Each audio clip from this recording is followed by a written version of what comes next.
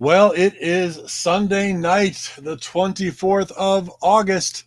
Sunday Night Live right here on Material Issues. Welcome to episode number 217. I'm Mark Hershberger of Pop Detective Records. I'm over here on what's been an absolutely beautiful few days in southern New Jersey on the East Coast. Been loving it whenever I'm not in the hospital, it goes to say. But have a great day today walking the dogs and having a good time with all the neighbors and dogs and things. But joining me, as usual, all the way from the West Coast. He's not IPOing it. He's not traveling around the world at this moment in time. He's at home. But here's David Bash, the president of the International Pop Overthrow Festival. A very good early afternoon or late afternoon LA time to you, David. How you doing? Yeah, I was going to say, speak for yourself when you say good evening, because it ain't an evening yet here. And I'll be spending my evening, speaking of IPO, Rena and I will be putting together the IPO New York schedule this evening. Oh, very nice. I spent most of my day putting together packages of IPO CDs that I need to send to the artists who are on it. The ones who played in LA, they got their copies, but those who didn't, which is most of them, I have to send out, and about 20 of them or so are international, which is a bitch, let me tell you, because not only do you have to address the envelope, but you have to fill out a customs form with your name, your address, and what's in it, contraband, drugs, that kind of thing. But you know what? I am not going to fill out those customs forms until I get to the post office. And while the clerk is checking in all the other the domestic packages, that's when I'm going to fill them out. Much more efficient use of time than just standing there playing with my dick, Well, some might say that's more efficient. I don't know. Depends on what you're trying to get out of it. I just can't go there. It's all good. Don't, and please don't. But yeah, you said I'm not traveling. Well, I will be. Rena and I will be going up to the great city of Vancouver on Wednesday. IPO Vancouver goes from Thursday through Saturday at Lana Lou's. It'll be our 4th year there, I think. Nice. So that should be a lot of fun. Some great bands. And, IPO Vancouver really feels like family. Like we've been friends with a lot of the bands who are playing for many years. So right. It's just kind of cool. Plus, I love that city. I'd forgotten. Have you been there? Oh, I was there about 20 years ago, maybe 20 over that. But it's been a long time. A beautiful Western. Now, IPO Vancouver will always, not IPO, but Vancouver will always hold some great memories. Like the first time I was there was the summer of 1990, and I went into a record store, which no longer exists, called Beatles Museum. And behind the counter was this really attractive girl, and she knew her stuff also, and we were vibing, no doubt about it. And my friend Jamie was with me, and I said to him, I wonder if I should ask her out. And he said, well, if you do, she's going to say yes. And she did. And then, I was staying with Jamie in Washington State. So I went up a few days later and I took her out. And we had a really nice date, took her home. But it turns out, alas, that she was in love with her philosophy professor from Eastern Canada. And that was not a lie, because sure enough, she did move back to Eastern Canada and probably ended up marrying him. So, oh well, bad timing. It's all good. It's all part of the life experience. Yeah, for sure. So looking forward to Vancouver. A couple of things I just wanted to talk about briefly before we bring on our guest. A couple of things on Cherry Red that just came out. This is a band that's a 60s band that's really overlooked, in my opinion. The Peanut Butter Conspiracy. Yeah. The most up till now. So this is a 5-disc set that features all of their albums, a bunch of singles, and some live stuff. And I got to tell you, this band is really, really good. When you listen to the singles, when you listen to the albums, kind of a cross between, I don't know, Mamas and the Papas, Jefferson Airplane, with a little bit more folk rock and some garage rock, some psychedelic. It's really cool, very accessible, and their biggest hit is A Happening Thing. Hey, their song "It's a Happening Thing," which has shown up on a lot of compilations. That is it's as good as I've always thought their name kind of like didn't do them service. I mean, I was thinking the exact same thing. It's very hard to take a band seriously when they have a name like that. Although, you know, the Strawberry Alarm Clock were more or less in the same boat. But if you notice, neither of those bands, nobody really thinks about their albums. No one takes them seriously. But both of them had some really good full-length albums. Yeah, one of LA's finest. Well, so were Strawberry Alarm Clock, for that matter. The other thing is this compilation, All Things Bright and Beautiful, the UK pop explosion, 1967 to 1969. Well, this is about the whitest music you'll ever hear. But if you're into soft pop, sunshine pop, you know, that kind of thing, this is great. There are a lot of bands on here I'd never heard of. That's the one thing about these comps. They always have stuff I'm familiar with, but, you know, a lot of things that I'm not. But, you know, this comp has it has a few people who've been on Material Issues. I'm looking at Tony Hazard right here. I'm trying to remember who else was on, but John Kirby, who was Tony Rivers' road manager, and Tony Rivers is on here. But yeah, I mean, if you're a fan of late 60s UK pop and you want to learn some more about it, this is a great way to do it. 3 discs, Grapefruit Records.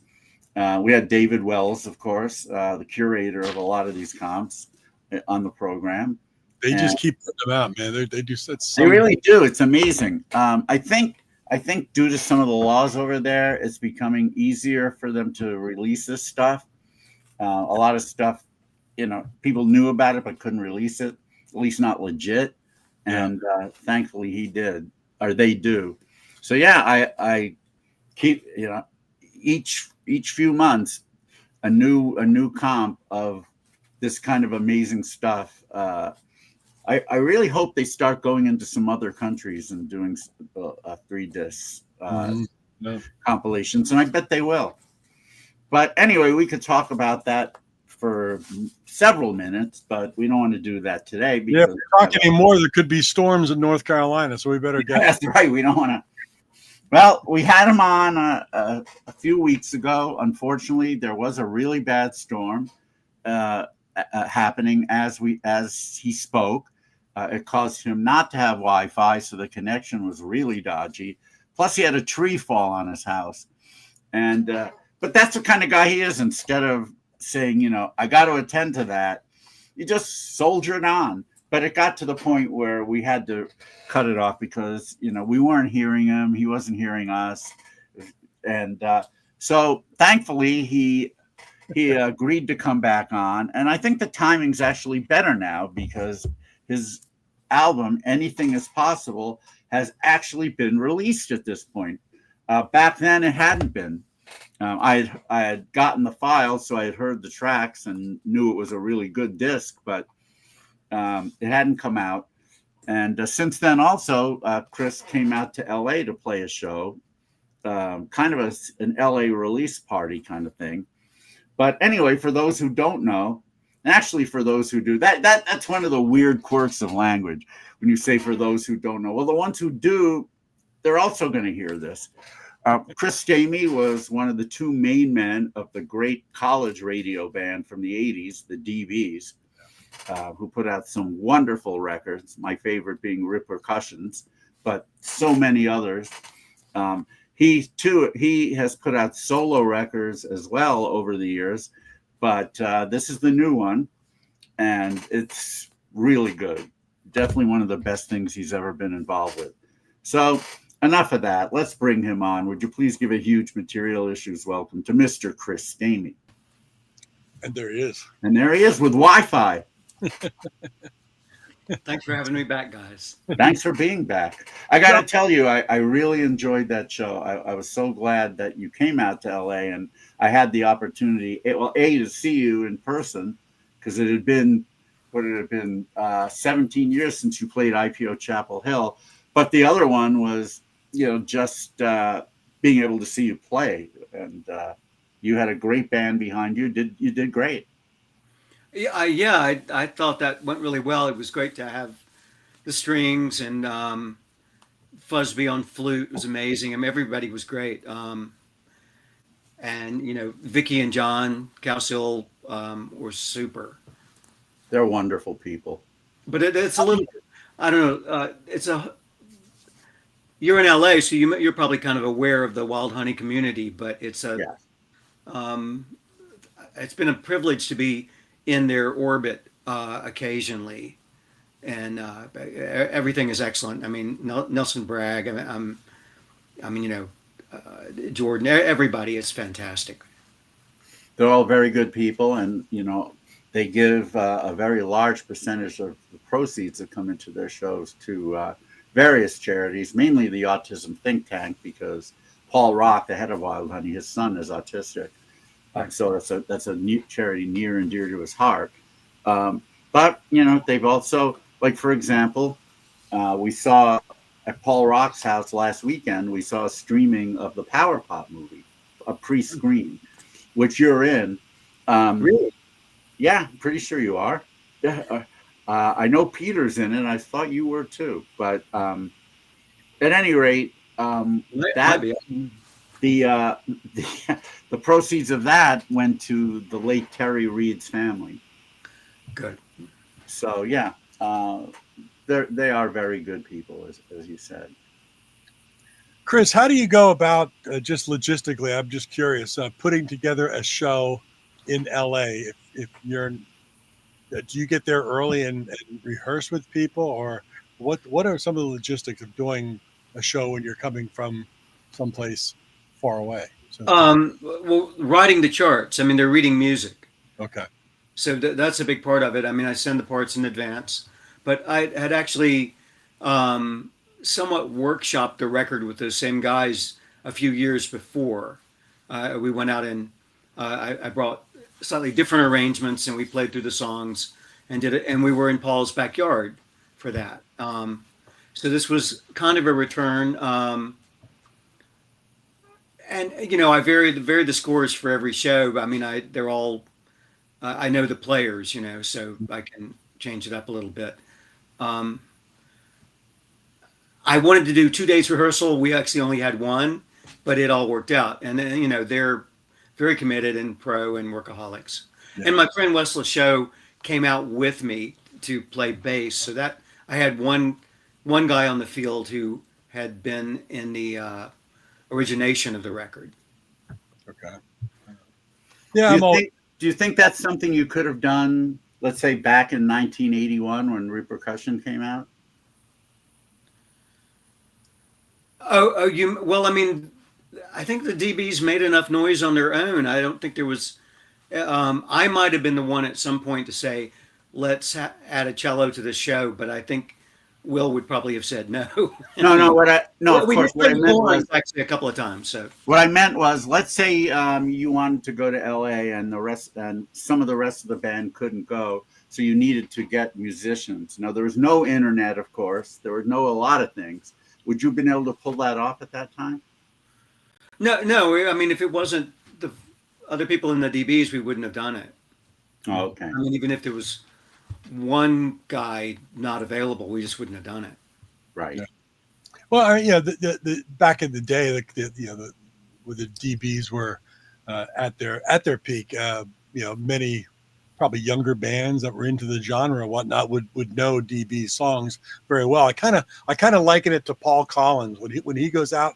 When he used to go out, he would just fly in someplace and pick up a young band, and they knew his material backwards and forwards. So listen, he would rehearse for an hour and then go play the show that night because everybody knew it. But probably back in those days, there would have been young, power pop-ish bands that would have known DB's material with one rehearsal. I mean, it's the Chuck Berry thing, but Exactly. Chuck Berry wouldn't even rehearse with it; just go on stage with him. How would you like to go on stage with Chuck Berry without a rehearsal? And he turns around and says, whatever, my ding-a-ling, 1, 2, 3. And you're like, what? Yeah. Can you imagine that was his biggest hit? Now, I have no problem with My Dingling, only because I grew up then, so everything was good. But most Chuck Berry fans just thought that song was just so beneath him. And then it goes to number one. Yeah, I mean, you can't argue with. I mean, I want to bang on the drum like it's my boss's head. Is that the peak of Todd Rundgren's writing? Probably not. I mean, you can't argue with your hit. Very true. Wish I would have been out there to see that show, though. That's good stuff. I actually did see Little Richard and Chuck Berry on the same bill about 25 years ago.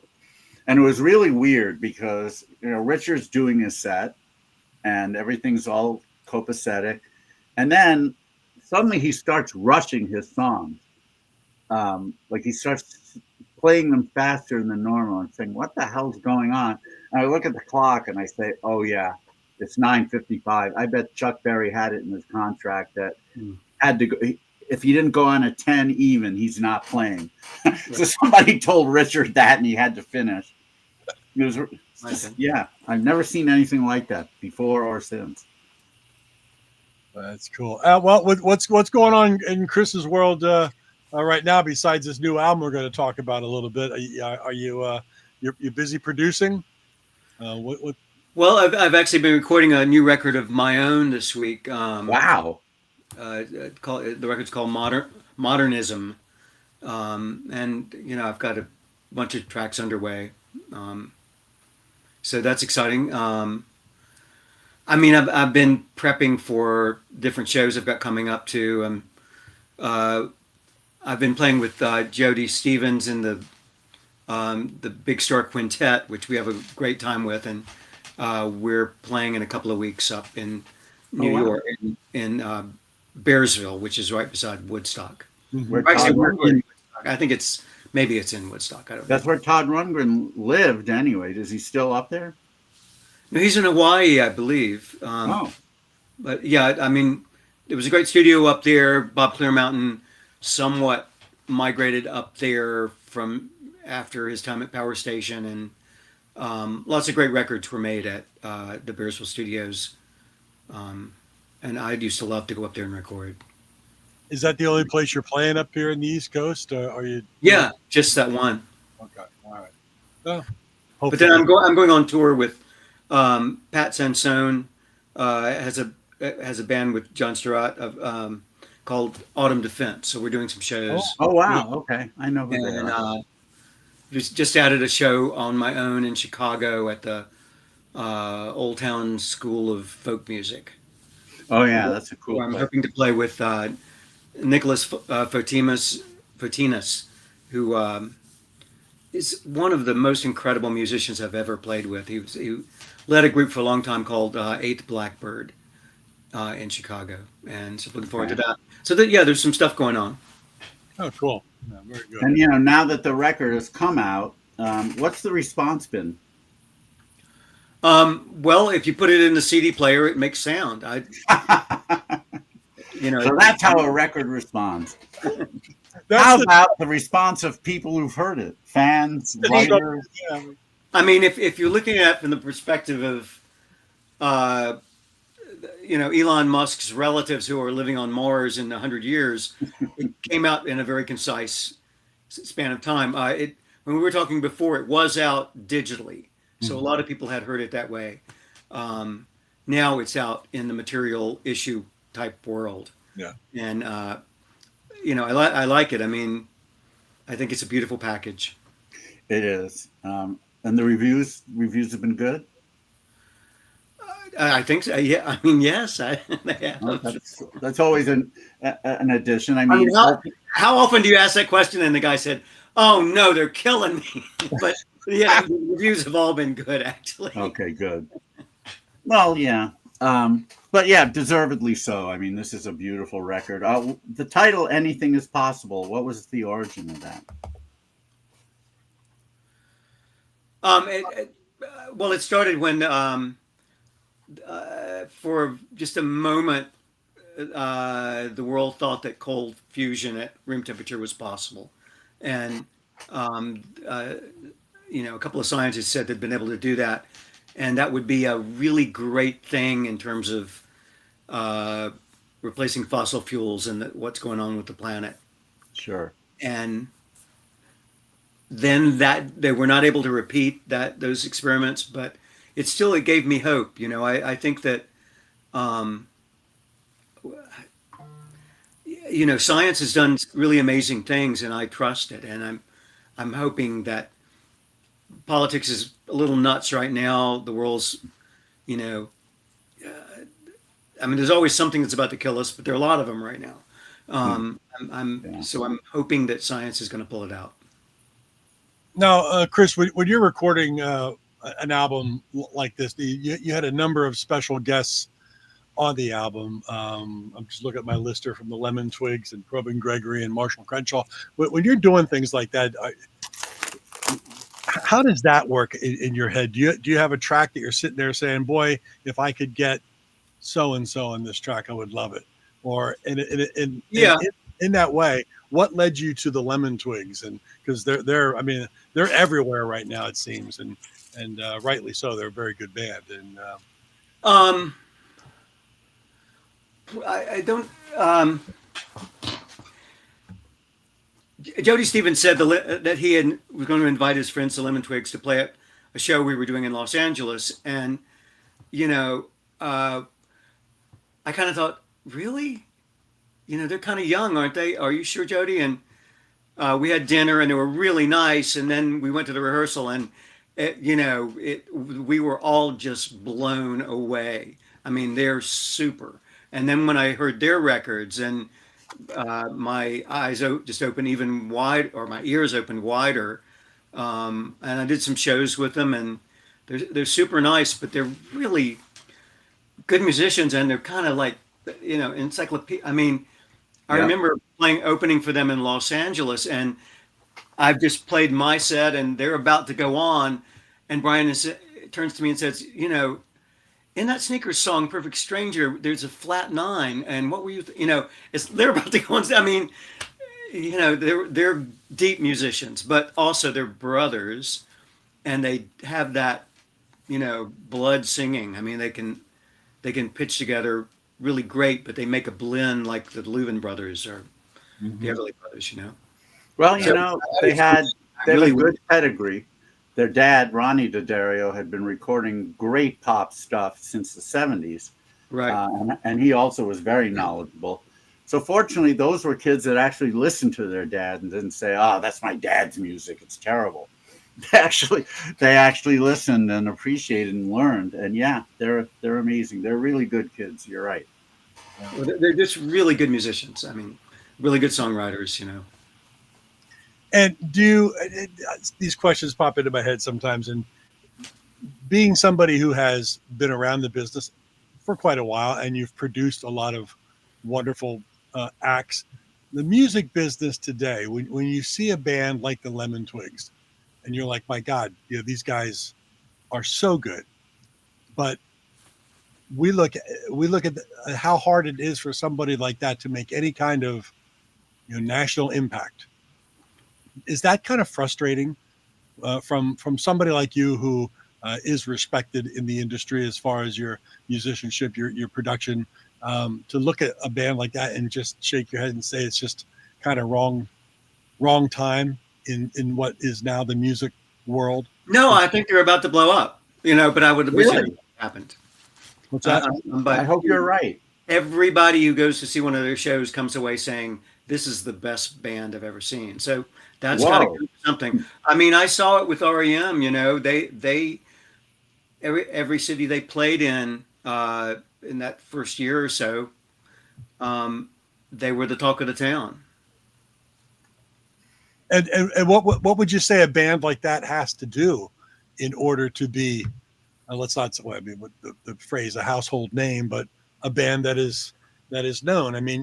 I look at bands the last few years like the Struts, young, good looking, They had some hooks, and they had some power and some money behind them to get to where they are even at today, and it really isn't that big.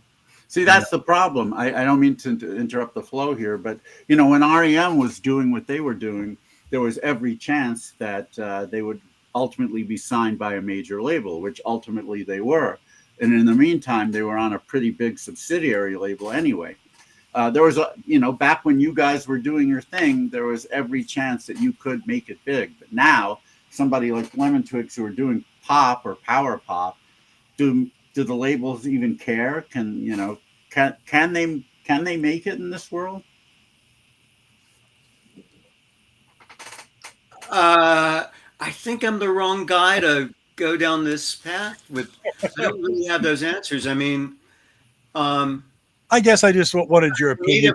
If you're talking about the Lemon Twigs, they've completely made it. I mean, if you're talking about limos and mansions, I guess not. But if you're talking about arriving at a place artistically where you're going to command your craft, I mean, they're there. I mean, the whole thing about winning the lottery and the Brinks trucks pull up to go back. I mean, that's something that started going in the 80s, really, where the money got huge. In the 90s, it was fairly insane, but it was an anomaly. I mean, I think you're right in many of that. Is that at a point that they've really made it. My hope, and I think a hope of a lot of people that love a band like that, is that it's sustainable, and that they will continue, because they're so young, to give us a lot of this wonderful music for years to come. We see a number of good young acts, or one or two albums done, disappeared, gone, and it's just because it's not sustainable. And I'm hoping a band like the Twigs, that are so good, is a sustainable project for a lot of years. And I think that's the concerns I have with the business, is that people that worthy can sustain it. Well, anything is possible. Yeah. Where have I heard that before? Right. No, I mean, it depends. I guess it depends on what they want out of life financially. I mean, if they can make enough money doing what they're doing, and if they have to augment it with other endeavors, but they're able to continue to do that, then yeah, I think I would assume it could be sustainable then. Yeah, but as you mentioned, if they're looking for the limos and the mansions, yeah, that's probably a thing of the past for anyone doing pop music. But when you were doing your thing in the 80s, how did you have aspirations of making it big, or was it more important to just kind of keep perspective, making a living, a comfortable living, and having the autonomy to do what you want? I think we were trying to get the notes right. I don't think there was I don't remember commerce being at the top of the page when we would have our corporate meetings. I think it was more about how can we get somebody to put us in a studio where we can have a voice. I mean, I don't know. Well, that's a true musician. I mean, I admire that ethic, because so many bands at that time were willing. I mean, a lot of the bands I loved were willing to sell their souls, and do what the producers and the labels told them to do to make it big, even if it meant compromising their integrity. So when I hear something, you're talking about this, and I was just thinking, I'm in this room where it's my daughter's bedroom, and before that, I recorded in the house, and I remember being in this room with a lot of people, but particularly Kathleen Hanna and La Tigra, who were making at that time, a pretty esoteric couple of records here, right where I'm sitting, and over the years, those records have been licensed to a million things. They've been in all these movies. Instrumentally, they've been in commercials and everything. But they weren't thinking about commerce. They were thinking about how can we give a shout out to our, our idols. I do remember Kathleen maybe saying at one point, well, if we mention Yoko in a song, maybe we get to meet her. So maybe it was not totally. I hope she doesn't mind me saying that, but. So early on, though, Chris. So, what were your aspirations when you were going to school for music theory, and were you projecting to get into producing, or were you thinking of teaching? What were your aspirations?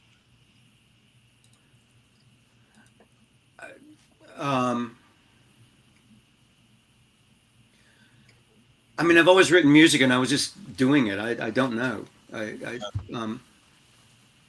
Yeah, it wasn't. There wasn't a plan. You were just going to school, and you thought music theory would be something that would tickle your ivory, so to speak. And when talking about music theory, I mean, I don't know where the arts are in college in high schools these days, but we had really good music theory classes in high school.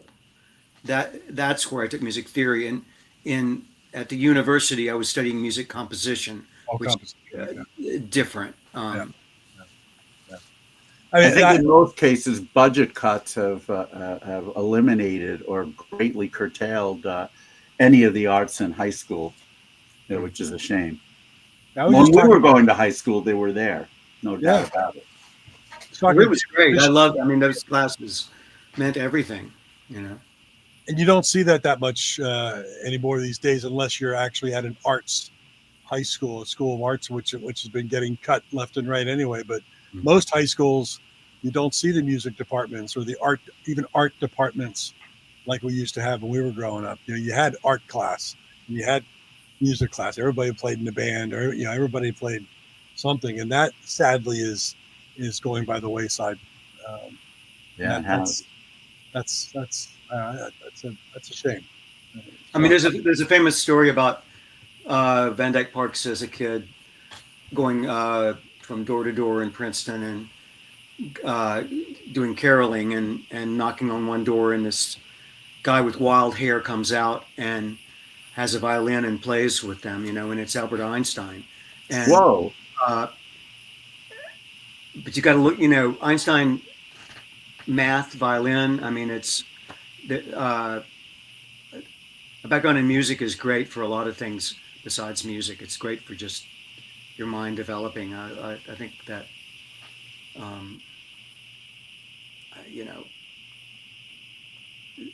I mean, one thing leading a musical life is different, but having musical. I mean, we were talking about this the other night. We did a performance here, that there used to be local chamber orchestras, just the people in the town. There were no CDs, there were no wax cylinders, they would get together and they would play music. Or they would, and even in the last century, they were, you would buy the sheet music. You might have heard it on the radio, but you'd get the sheet music and you'd play it on the piano and you'd sing it, or the family would sing it. It's funny you mentioned something just came to mind. Back 100, now it would be about 125 years ago, before there were avenues to record or play music. People would sing in the streets. They'd sing in their homes. That the stuff that was on the hit parade. They would all be singing that stuff. There are people who say that it would be nice if we could go back to that kind of lifestyle. I don't know. I mean, I would hate to miss out on what people are recording, but it seems like people, at least in that respect, people were a lot happier then, because you didn't necessarily have to be all that good. You just kind of sang it out. I don't know. I've written a bunch of songs that are for player pianos, but I can't find one. I mean, affordably, but I have a player piano album. I've got to. I don't know how to. I just know the music would sound great on a player piano, but I can't really punch the holes myself. You know, it's not only the playback system, but you've got to have the thing to punch the holes. Oh man, I hope you find that piano. Which the technology for something like that was really amazing if you think about it. You know, the holes in the in almost like that paper papyrus reel that would make the keys happen. Yeah, I mean there were some was it Rachmaninoff? I don't know. There were some classical composers before the advent of recording who did make player piano reels, and I don't think there are any dynamics. You know, every hole is equally loud as another hole, but they're accurately transcribing the rhythm, or at least the proportion. Maybe the speed of the thing is a little it's not too accurate, but the relative performance, the feel of how the notes hit originally is accurately captured. And I think there have been some records released of those performances, so it's it predates the wax cylinder. Oh wow! Wow.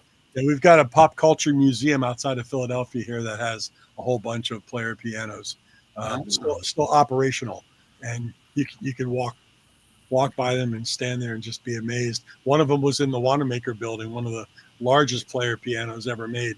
Wow. Still operating. Yeah.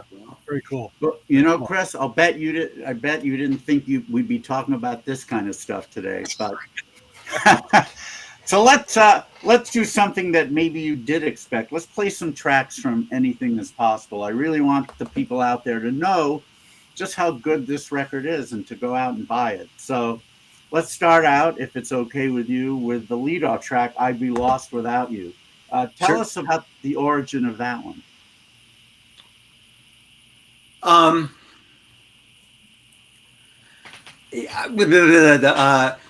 mean, I'm of the opinion that when a songwriter talks about the genesis of a song, they're kind of making it up because, in my experience, you're a little bit in a zone when you're writing, and then you kind of think, well, I probably thought that. But I know I was, I've been listening to All the Things You Are by Jerome Kern, which it moves harmonically to a lot of different places, and I thought, well, I'd like to try to do that myself.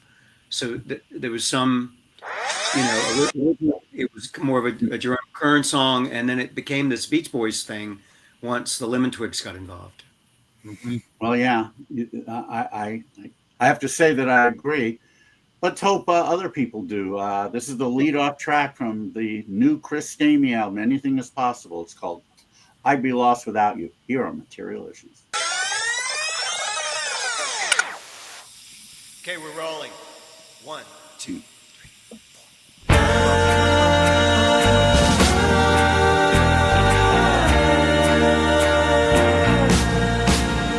I'd be lost without you, tangled up in blue, tempest tossed without you, cast adrift askew.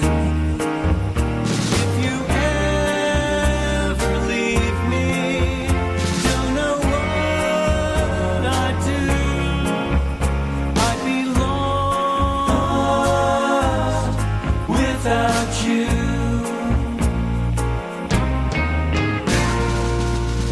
Though the sun might still rise in an azure sky, without you I'd wonder at the reason why.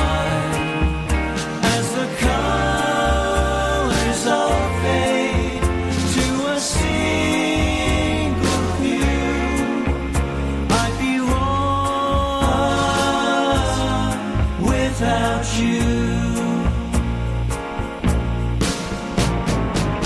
Bum, bum, bum, bum.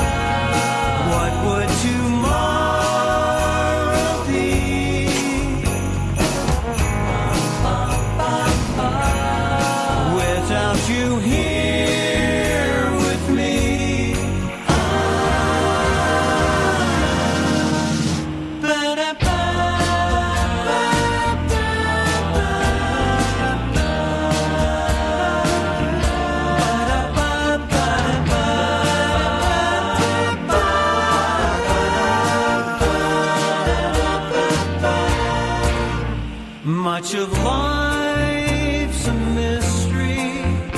I think you'd agree.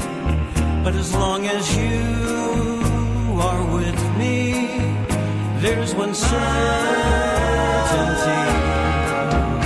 Though the seasons may change, I'll always be true. I'd be lost without you. I'd be lost without you. I'd be lost without you.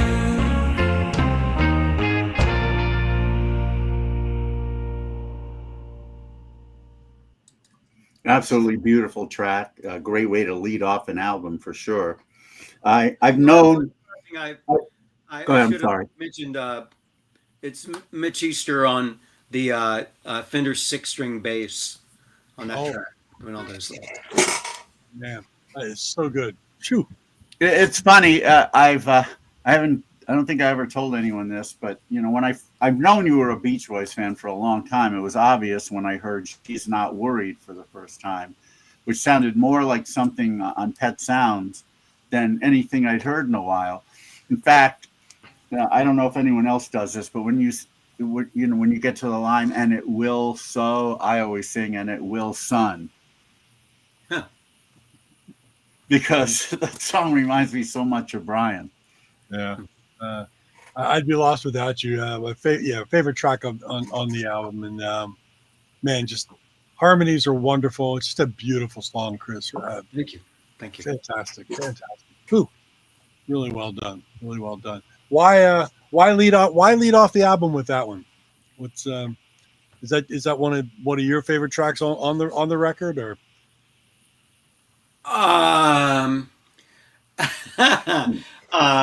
Well, because many people, David had said this in the past, when he gets a new CD and he focuses on that first track, because that's what people want to be. That's the representative track of the whole album. You want to hit somebody right in the face. I mean, that's how I grew up, of course. Radio stations would generally go to the first track on the album, and artists knew that, so they figured they better make it good. Yeah. Yeah, I remember when I was a kid reading in I Magazine or something like that Todd Rundgren saying, well, I put the single second because that's what Motown would do. So I've always thought, well, Todd must know the single should go second. But I don't know. I liked, I sequenced the record in a way that made sense to me, but a lot of that has to do with the way the keys change. I don't really sequence. I think that tempo is important, and just what's the song about is important. But when I put together sequences, a lot of it just has to do with the key centers, like you do in a symphony. Yeah. No, it's right out of the gate an absolutely gorgeous track, and it does set the album up wonderfully. I love it. Thank you. Good job, man. Really good.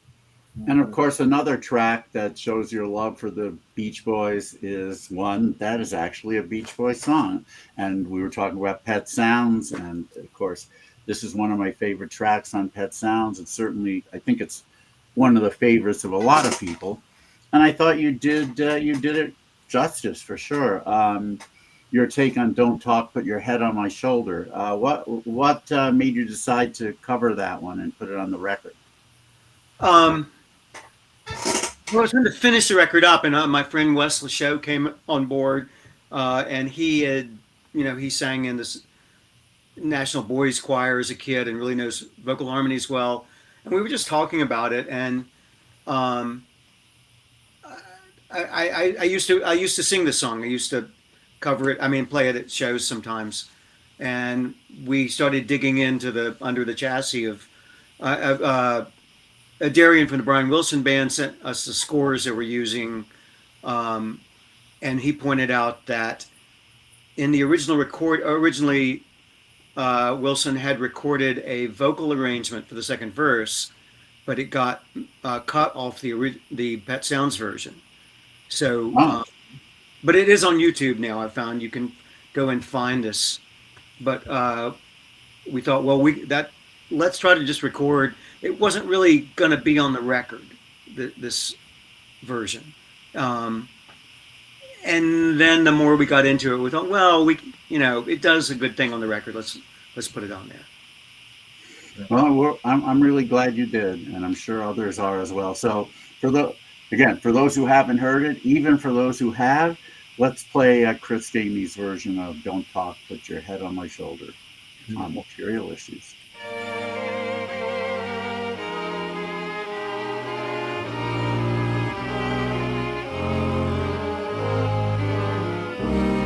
I can hear so much in your sighs, and I can see so much in your eyes. There are words we both could say, but don't talk, put your head on my shoulder. Close your eyes and be still. Don't talk, take my hand and let me hear your heartbeat.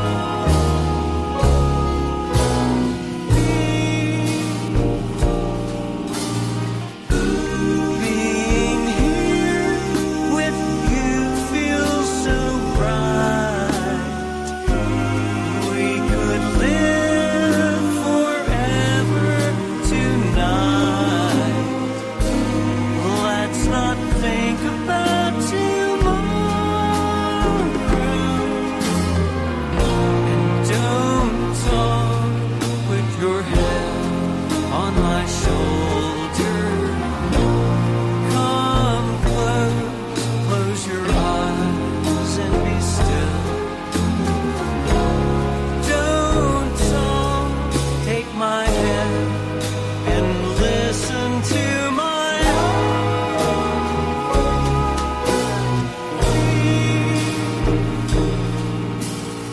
Listen, listen, listen.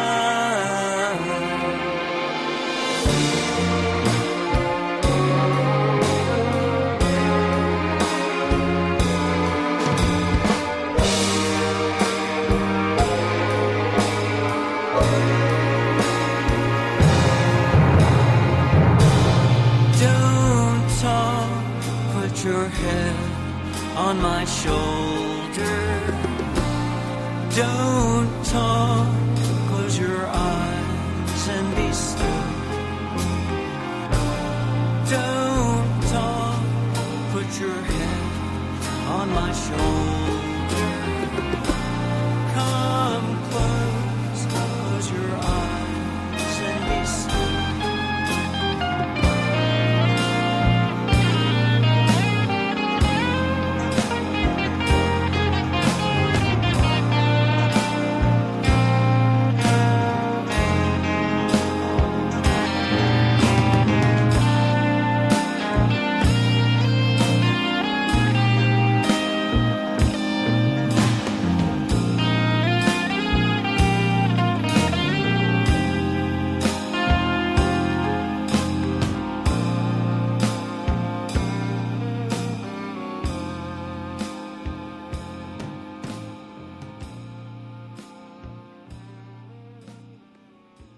Absolutely beautiful. And nice touch to add those background vocals in some of the verses, which the original didn't have. Who's doing those voices? Brian and Michael from the Lemon Twigs, and Of course. Wesley Show and myself. Oh, okay. I'll tell you, I love to listen. I love to listen to tracks like that with my big over ear headphones on, because the stereo mix and the panning of the things going is just it fascinates me. And I'll hear something that's been over here for a while, and then all of a sudden it appears over hear just a couple times. It's almost like, I don't know if it's a bongo or something that somebody's kind of and Yeah, I think I'm playing bongos. Yes. because early on I hear it up here somewhere, and then later on it's actually appears over here, and it's like, why did he move it there? And then it come back and stuff I like think that. it actually there was a conga, and I mean there are different percussion things. I think the bongos did live on the same side all the time, but there's another thing that sounds like them. Something like that, because stuff like that fascinates me. Like the way that you're mixing it with the stereo, and where you're putting things, and how far right or how far left you're putting it, and where it ends up. Well, I love that. I do have something to say about that. I remember Terry Manning, who was a great Memphis engineer who mixes, the Staple Singers and Led Zeppelin and ZZ Top and all this stuff. And he was mixing something for me, and I said, well, the toms, they seem to like the panning is really wide. And he said, well, I'll put them anywhere you want as long as it's left, middle, or right. Because the old consoles only had those. They had a left button and a right button. If you wanted in the middle, you push both of them down. And, if you wanted to pan something in between to both speakers to some degree, you had to bring in this box and plug it in for that one channel. I mean, panning, a lot of the great records that we love and continually reference, there actually is no in between. They're actually that wide, but you have a reverb on the other side that does give you, it's like, all of a sudden it's a side to side. It's not. Yeah. So, I mean, I remember Terry told me that. So I'm telling, if you're out there making a record on your laptop, really consider bravery with panning. You can really spread things, keep the bass and keep the vocal in the middle and get the other guys wide. Once you get over the hurdle of thinking, oh my God, they're really going to hear that overdub too clearly. You do have to. It's good when things are played well enough that you can be bold. Yeah. But be bold, regardless. I'd say it's one of my favorite things to do when it's done very, very well, and there's a lot of things going on, to put the cans on and really close my eyes and get lost in the palette, and where you're putting the different painting, and it's just a wonderful. It's an art to do it well, and it's really well done. I like the sound of that one you just played, because I know that I guess there were 15 violin tracks, but they were except that not the cellos, but all the violas and the violins were played by my friend Jennifer Curtis in one marathon session. Triple tracking and quadruple tracking. You have to have at least 3 violins, because if you just have 2 violins on a part, it's But once you get 3, you start to get the depth. And she had I don't know if it's a $500,000 violin, and wow. She did a great job on that.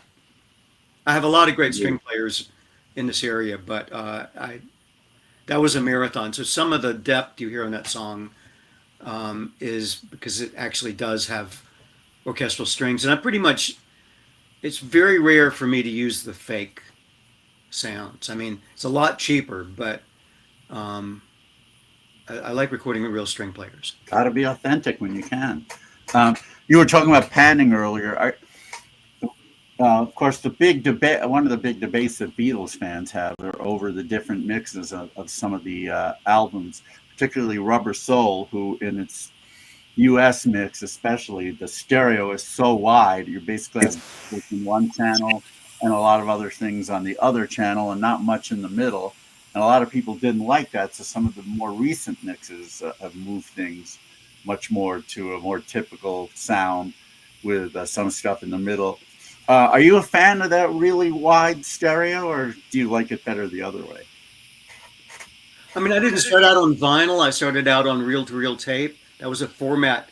And, we would get the Beatle records, and it was really extreme on reel-to-reel tape. I don't know if Capitol was squeezing things back, but there would also be compression going on. So sometimes you would have the tambourine would be way over here, the vocals would be way over here, but then the compressor, when they stopped playing the tambourine, it would suck into the middle in this crazy way that was exaggerated by the reel-to-reel tapes. I wish I had more of those now. Yeah, really. That was a trip getting any of those records on reel-to-reel tape, because you could think that perhaps it's coming straight from a pretty good copy. Right. Well, I'd like to just change things up a sec. I know we want to play another song or two from the album, but you talked about, it's cheaper to use the fake stuff, but to use the real strings and the violin and the string section, get a depth of it. What, as someone who's produced and been in the studio a lot, what is your opinion today on some of the crazy things that are going on with AI? And in particular, we have a good friend, David and I have been on the show, Fernando Perdomo. You might be familiar with him. Right. He's incredible. He's David Marshall, right? What's that? Yeah. Yes, he does. Yeah. It's a Marshall. He's just put out like 4 or 5 YouTube videos. One of them just went viral, where he is taking some of the songs that he's written and recorded, very complex, a lot of chords, and he's put it through this Suno, SUNO AI program, and to see what it can do. And it absolutely scares him, pisses him off. He's also extremely impressed by it, and because what it's spitting out is amazing stuff. What's your opinion on AI and the future of music when somebody can really type in lyrics and then type in description of what they want it to sound like, and it's putting something out completely finished? I've seen ads for that program, but I haven't heard it, so I can't give you an opinion. I mean, I have a song on my record called "Anything Is Possible," and it came on the heels of a failed project with AI. There's something songwriters know about called a list song. Cole Porter, birds do it, bees do it. Sure. It's like a litany of similar things. And I asked ChatGPT to write a song called "Anything Is Possible," and I said, pretend that you are Cole, or act as if you are Cole Porter. And I got multiple lyrics. I kept hitting it, thinking, well, I'm going to eventually get a great Cole Porter type list song out of ChatGPT that I'd write music for. And wow, it really didn't happen. I mean, I probably got 50 or 60 different verses, and I think I could have gone in and pruned a couple of lines, but that was a different song called "Anything Is Possible." And then I just completely gave up on that. So that was my experience with AI. And then later on, anything is possible. And I wrote the song that's on the record. So I guess I do owe AI, but I'm not your go-to guy for this dilemma. I was just curious. When I watched these couple YouTube videos that Fernando put out, I think it just left me slack-jawed at what was possible and how it took. Because you could hit the record and you could actually play. He played acoustically some of his more complex tracks into it, and then it took about 12 seconds, and it spit out a completely finished entire. Because he cut and paste the lyrics in, and it spit out a completely finished version, completely produced. Right. And he sat there, and he just. His mind was blown. He said, "I'm insulted. I hate this. I'm threatened. But at the same time, I'm really impressed." He's like, "But this is my job. Where's my job going to be in the future?" But how is it? And I didn't know if you had heard some of the things that are just like it happens in seconds. And, it's more in the visual world that I am finishing a video. If you can, you hold up the cover of the record one more time? Oh yeah, hold on. I got it right here. I'll put it right here. Yeah, so this is a that really went it right there. This is a drawing by Faye Hunter, who was a bassist in Let's Active, but Yeah. a childhood friend of mine, and I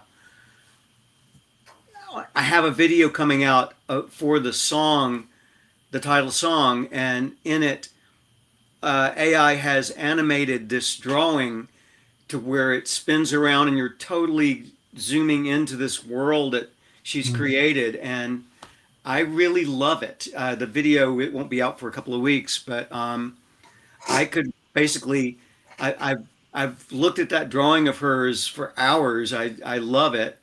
And I was so happy to use it on my record, but I really love the AI animated version of the cover. I mean, it's, I could, I'd love to like sign out for like a couple of weeks and just watch that over and over. Wow. Well, you know, it's very it's exciting and scary at the same time. I mean, I have a friend from Belgium named Ronnie. He's a fan of all things 60s pop. He's fully embraced AI. In fact, he has through AI recorded songs by various phony groups with different 60s themes, both musically and lyrically. So, you know, some band called The Mushrooms will suddenly have this psychedelic song that's from the 60s that he created through AI. And it sounds great. I mean, maybe too good. In other words, that some of the nuances of real playing and songwriting aren't there, that AI, while it's programmed to have some of those, some of them are missing and it sounds maybe a little too good. But, you know, that's amazing that he can do that. And obviously it could be done with more current styles of music. But does it ever frighten you that eventually people are just going to rely on that and there'll be no room for singers and songwriters?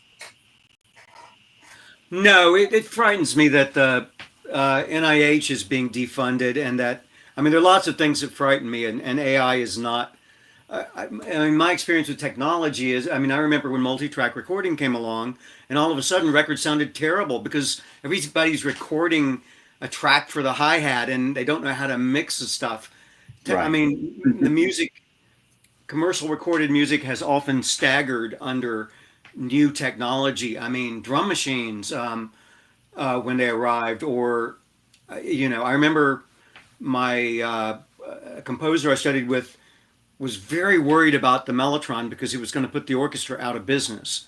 And, some things, maybe drum machines did put some drummers out of business, but then it changed the way drummers played. It's like we stagger under technology, and then it seems to come back to humans. Will AI be much more destructive or change things a lot more than the DX7 keyboard? I don't know, but we've got a lot of other things to worry about right now.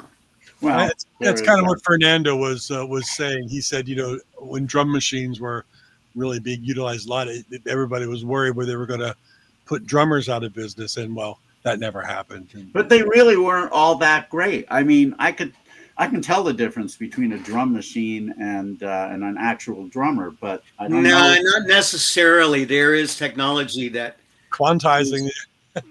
With drum machine, but there's software out there that can do a pretty good job. Or maybe there is now, yeah. Guitar tuners, that things really went to hell with that, because it used to be if you couldn't get on stage, if you couldn't hear well enough to get your guitar in tune. And then everybody got a guitar tuner, which was new technology to me. I remember in 1979 is about when people could afford these little guitar tuner pedals, and it leveled the playing field. You could have ideas, but you couldn't hear well enough to tune your guitar. That was no longer a requirement. So I don't know. We got a lot of great music probably from people who couldn't tune their guitar. I don't know. I'm sure we did. So, I mean, in many ways, imperfection can create things that, if you're trying to be absolutely perfect, you wouldn't. So I agree. Yeah, well, it's interesting. It's interesting, and I recommend you look up that Fernando Perdomo's YouTube stuff. It's really amazing what he was able to. And he had just downloaded the program just to mess around with it. Yeah, it's very mind blowing to watch, but it's all good. I call Fernando the Zelig of pop. If you've ever seen the movie Zelig by Woody Allen, you know what I'm talking about. I thought that was me. Huh? I thought I was that guy. You can be that guy too. Hey, if Zelig can show up in all these different parts of history, there can be more than one of them. So, Zelig, that's good. Let's play another track if that's okay. One of my favorites on the album is definitely When My Ship Comes In, and tell me about that. I like these World War II songs where I'll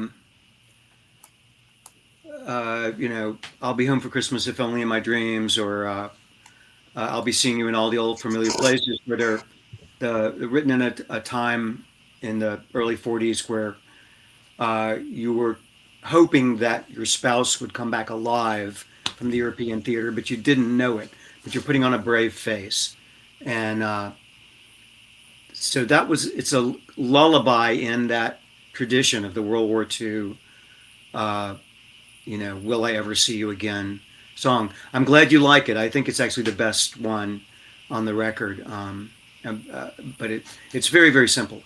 I actually wrote other verses, but I ended up just having the 2 verses in it, and to keep it simple. Well, sometimes simple is, sometimes less is more, as they say. Well, let's let our listeners decide. Here we go with When Your Ship Comes In by Chris Stamey from Anything Is Possible here on Material Issues.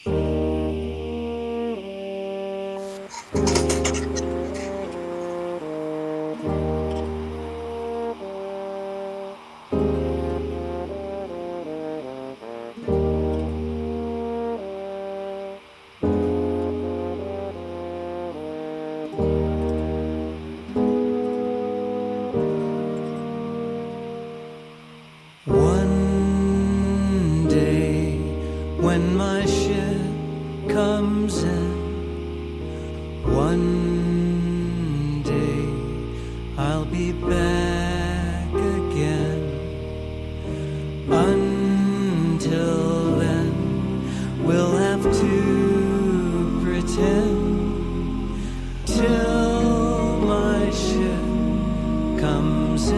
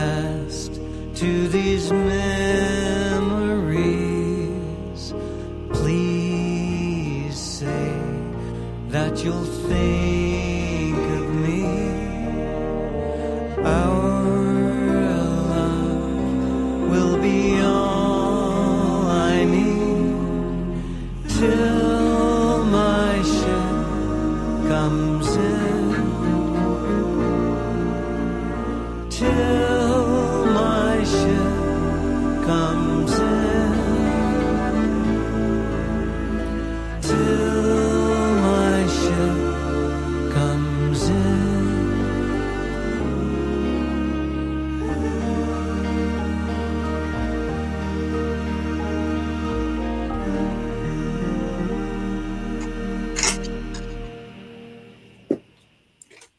just so beautiful. Absolutely gorgeous. Harmony.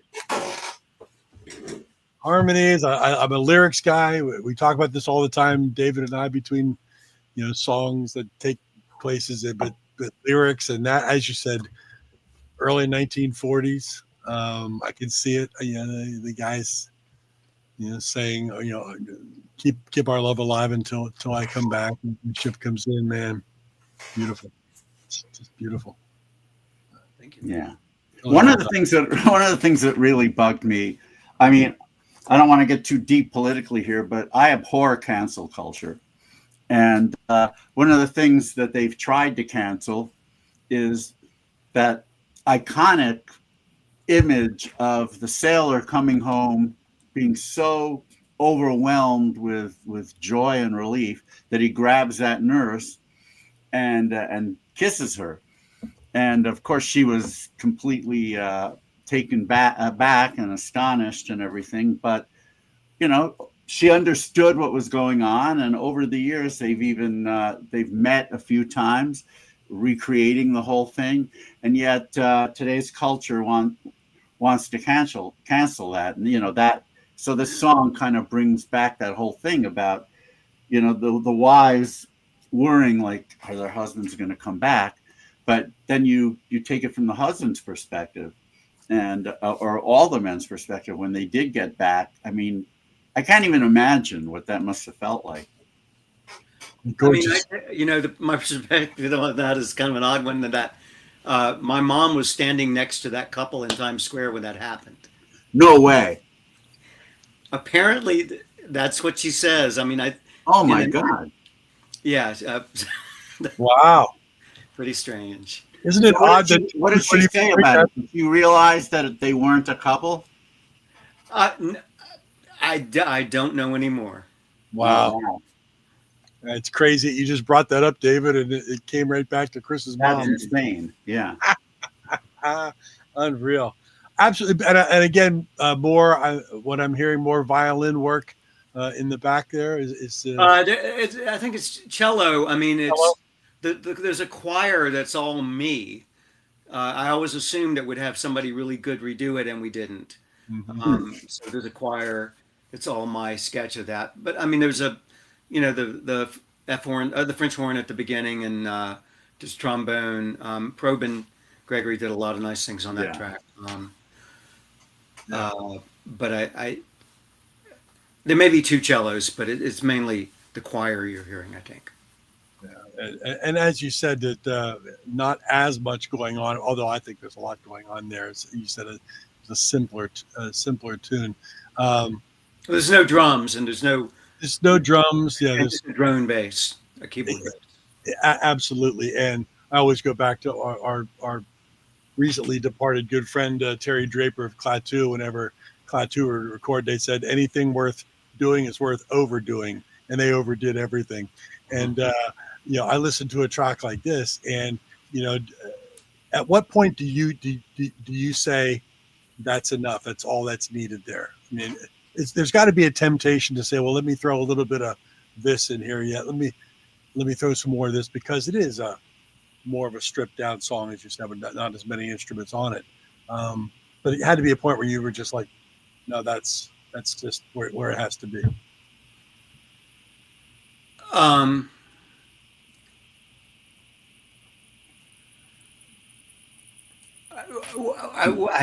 mean, when I think about orchestration, or when I think about arranging, a lot of times I'm trying to think about what's the sense of it, what do the words mean, or what is the emotion, and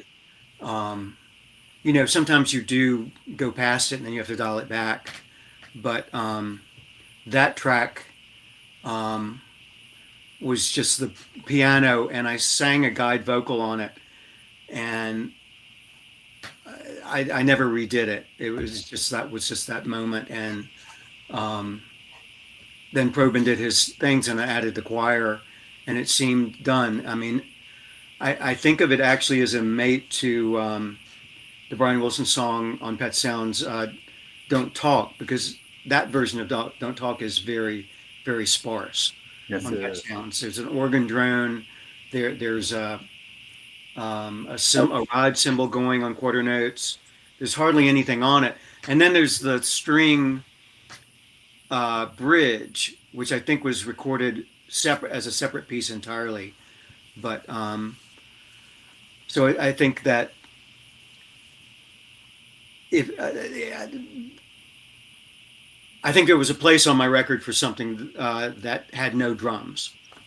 Maybe that's where I'm going. You know, one of my all-time favorite songs, and I mean in my top 5, has no drums. It's a song you may know and love, actually, Chris. "Together Now, Very Minor" by Game Theory. Oh, I don't know that one. I don't know Game Theory as well. I love Scott, but I don't know that one. I'll go. It's a final track on Lolita Nation. No. So if you ever have a chance, I've heard it, but yes. if you ever have a chance, play that one. It's just I mean, I don't know. It just absolutely floored me. Can we play one more track? Well, can I segue? I will say that I just put out a Scott Miller record. He did a cover right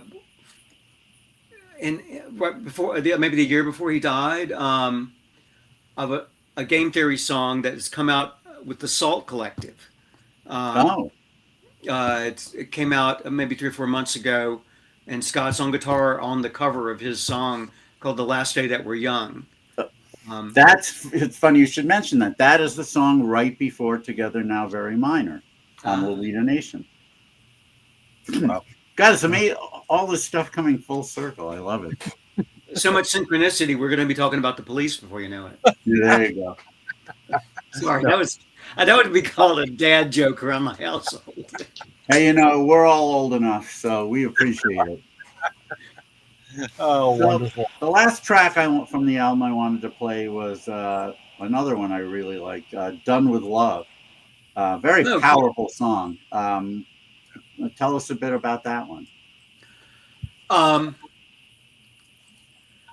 That song was actually recorded for the previous record, and I didn't really finish it. And I have to credit Wes Show again. He said, "Well, this is great." So we did finish it up. It's the only one that features me on drums, and I'm kind of Jeff Lynne about that in that I sit there and I hit the snare drum and then I do the kick drum because I don't have any motor skills. And but it has a very deliberate pacing because of that. What else can I tell you about it? I mean, I think it's on my record because Charles Cleaver played this organ solo I really love. But I do think it's a good song, and I'm proud of it, and I'm glad you like it. Yeah, for sure. All right, everyone. So let's hit that by accident. It's the right song, though. Yes. Anyhow, so here we go. 4th track from the album, "Done With Love," by Chris Stamey on his new album, "Anything Is Possible." Here we go.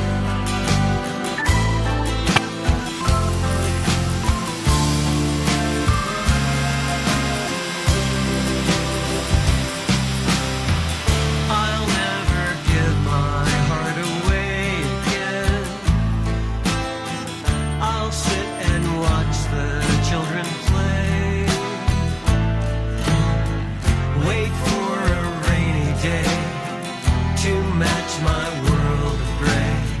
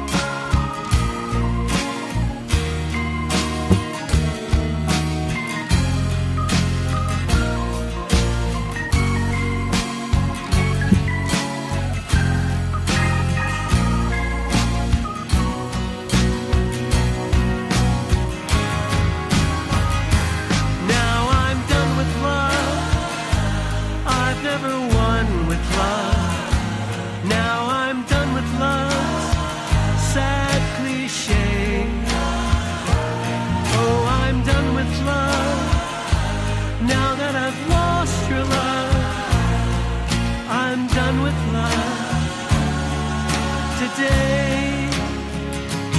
Oh, I'm done with love, I've never won with love.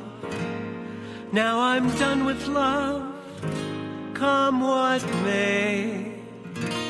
Oh, I'm done with love, now that I've lost your love. There's nothing left to say. Oh, that's really beautiful. Thank you. I'm running across the bottom of the screen, chrisstamey.com. That'll take you to Chris's website where you'll see everything you ever wanted to know about Chris Stamey. But it has little links on there for the download of the album, the purchase of the album, all through the normal channels and things. So if you like what you hear tonight, chrisstamey.com is a great place to start and pick this stuff up. Now, of course, your former bandmate. Oh yeah, there you go. Beautiful message.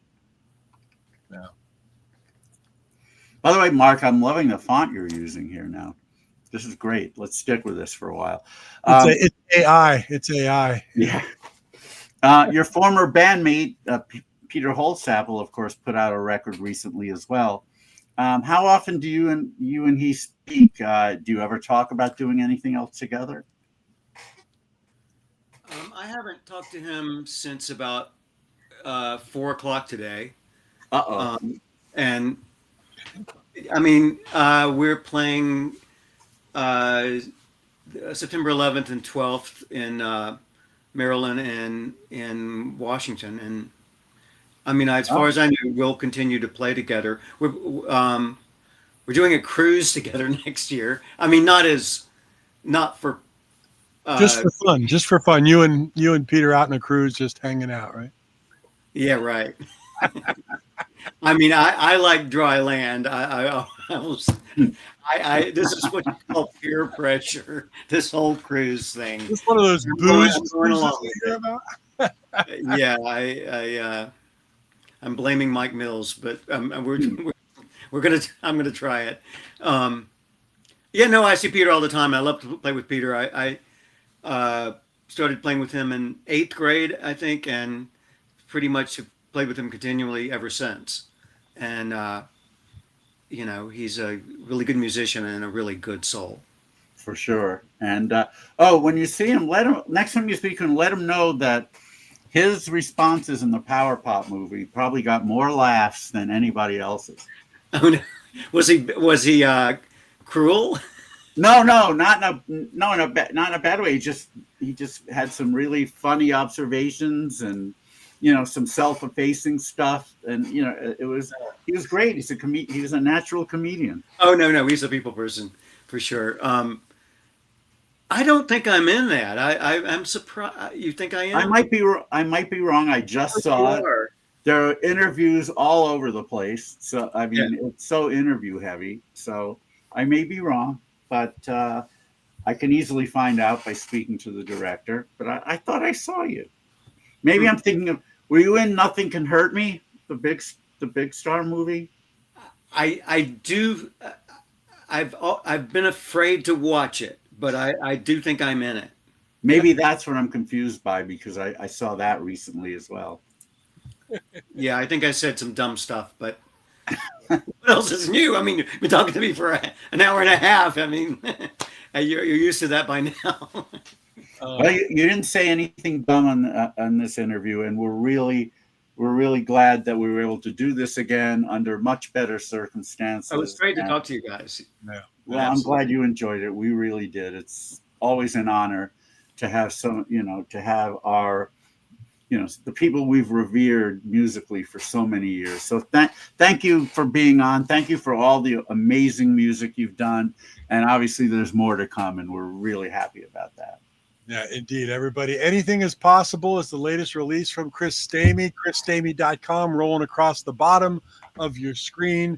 Go out there, check it out. Check out everything about Chris on that great website. But pick up the album. Don't just listen to it somewhere. Support support this kind of this music for these Absolutely. artists. And Keep it's and not physical only product that, alive. it's orange. It's Oh, wow. yeah, that's the yeah. There you go. Nice. You're gonna have to find me one of them. Anyway, have a great night, Chris. Best of luck in every endeavor that you do. likewise for you guys as well. And we'll look forward to more. Okay. Yes. All the best, Chris. Thank you. Good night. Thank Good you. night. Good night. Oh, that was fun. I'm glad we were able to do this again, and Indeed. you know, Indeed. without the issues. So speaking of issues, of course, material issues, we have some guests coming up. Next Sunday, the 31st, I'll be in Vancouver. Mark will be where he is. We have an author, Jude Warren, not Warren, Warren, Warne, who's written books on several people, including the band America and the newest book, Lowdown, the music of Boz Scaggs. I'm a pretty big Boz Scaggs fan, at least certain periods of his music. I like what he did from the early 70s through Silk Degrees. After that, he got a little bit too disco-y for me, but up until then, some really great soulful pop. And obviously before that, he was a member of the Steve Miller Band and also put out some more rock bluesy albums when he was on Atlantic. The Columbia stuff is when he became more of a balladeer, and when he did do up-tempo, just very soulful stuff. Anyway, here's the funny thing about this book. I got it a few days ago in the mail, and I thought, wow, this box is really heavy. I wonder, maybe I got the other books there too. No, in fact, it was 6 copies of this book. Holy cow! So I told her about it. I said, look, if the company wants to have UPS come back and pick them up, that'd be great.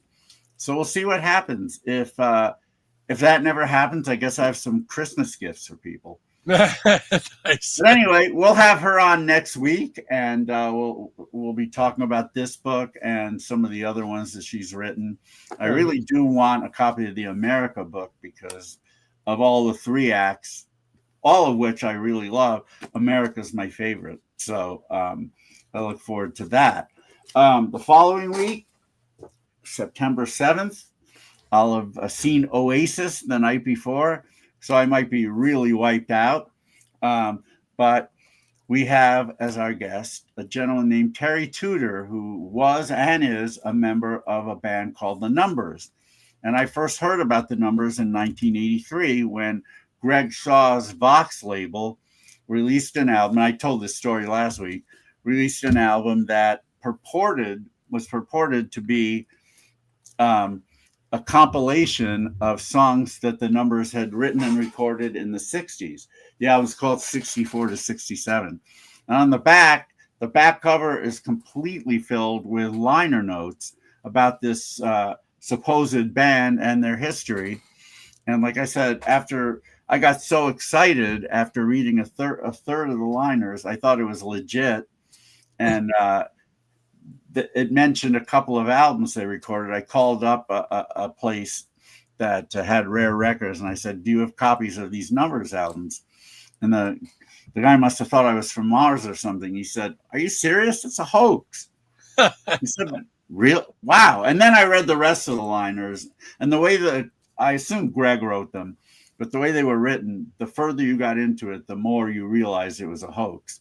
Well, anyway, circle up to 2025. My friend Karen Nash sent me a song and says, this is a band I think you'd really love. And she didn't say who it was. And I played the song and I said, well, you're right. I love the song.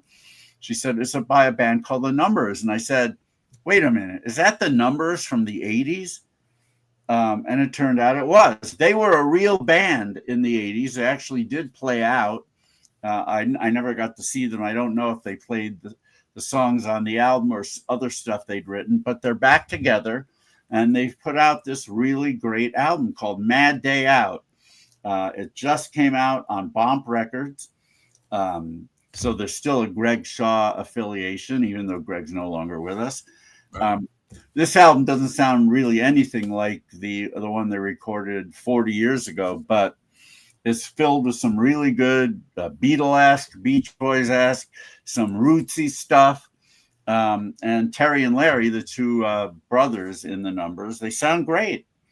All the songs were written by them, and it's a wonderful record. So we're going to have Terry Tudor as our guest on September 7th, and we'll talk about the history of the numbers, which pretty fascinating, actually.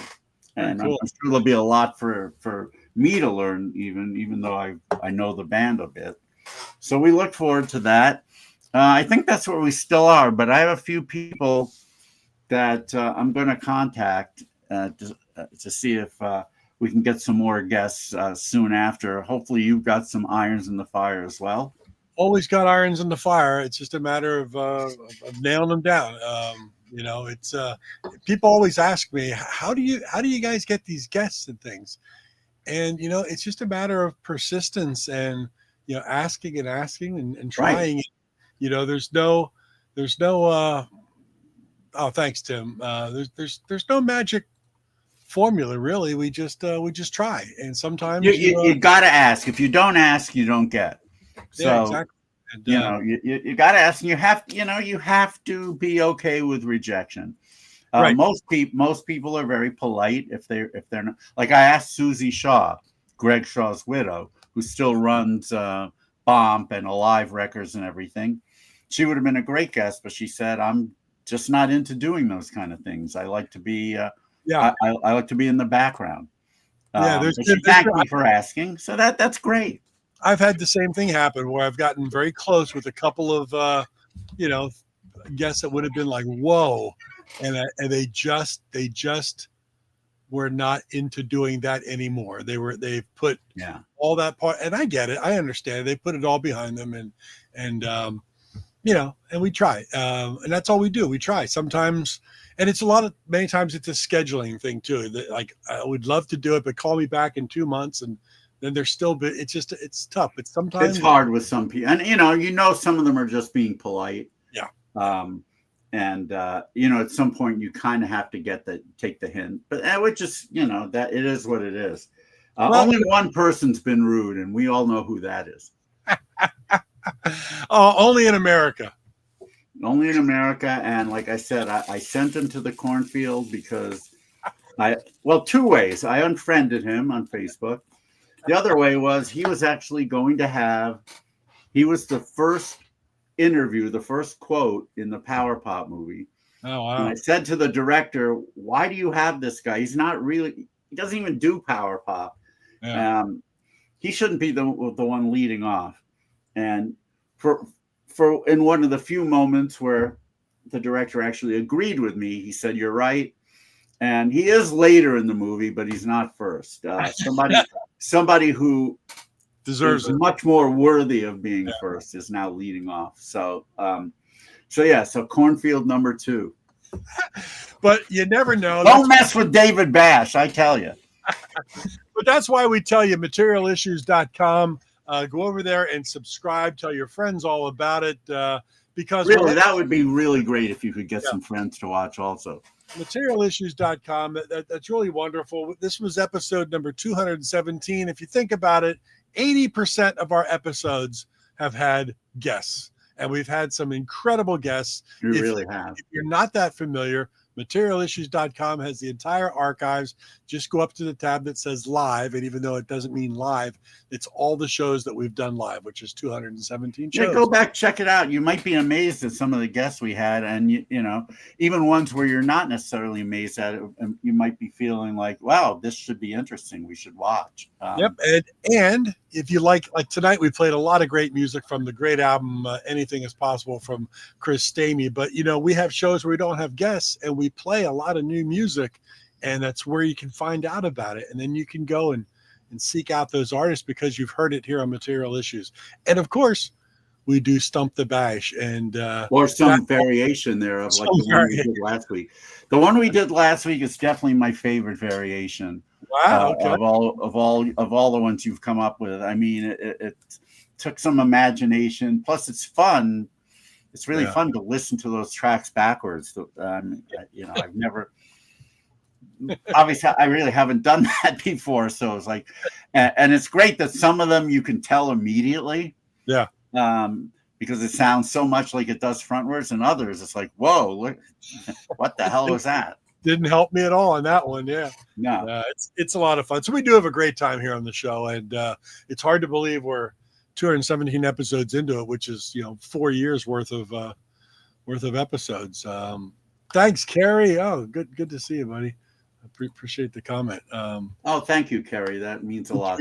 We do have a lot of fun, and we hope we could keep doing this for as long as we can. So cheers, everybody, for hanging out with us. A great show tonight with Chris Stamey of the DBs and his new album, Anything Is Possible.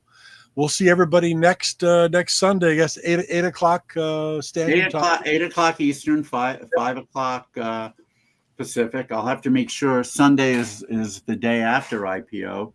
I think we're going to probably go drive down south a little bit. So just make sure that we get back to the hotel in time. We don't want to be out too late anyway. We have to leave early Monday morning to come back home. I'll be in Vancouver. I'm sure I'll have, before we bring on our guests, I'll probably have a few records to talk about that I bought. Maybe a new watch because you're gonna have there is a watch company up there, a boutique company, and I love supporting those. And the owner of the company said, because I expressed some interest, but I said I really need to see the watches. Do you have a showroom I can come to? And he said no, but let me know where you're staying, and I'll bring all the variations over to you. See, that's what boutique companies do, and that's one of the reasons people should support them, because they'll go the extra mile for you. And I really, it's a watch that I've loved visually when I've seen it online, but I want to actually be able to look at it up close and hold it. And we don't make dime one on this show whatsoever. So maybe if you get a discount, you could tell me you'll mention it on Material Issues. So there you go. No, I haven't mentioned the company, not for that reason, but just if I do buy the watch and I show it, then of course I'll mention them. Yeah. Well, great stuff. Love to Rena, David, and love to Ches and Audie. And have a great night, everybody. Enjoy what's left of this weekend here on Sunday Night Live. We'll see everybody next Sunday with author Jude Warren right here. Yeah. Have a Material Issues. Have a great week, everyone. We'll see you then.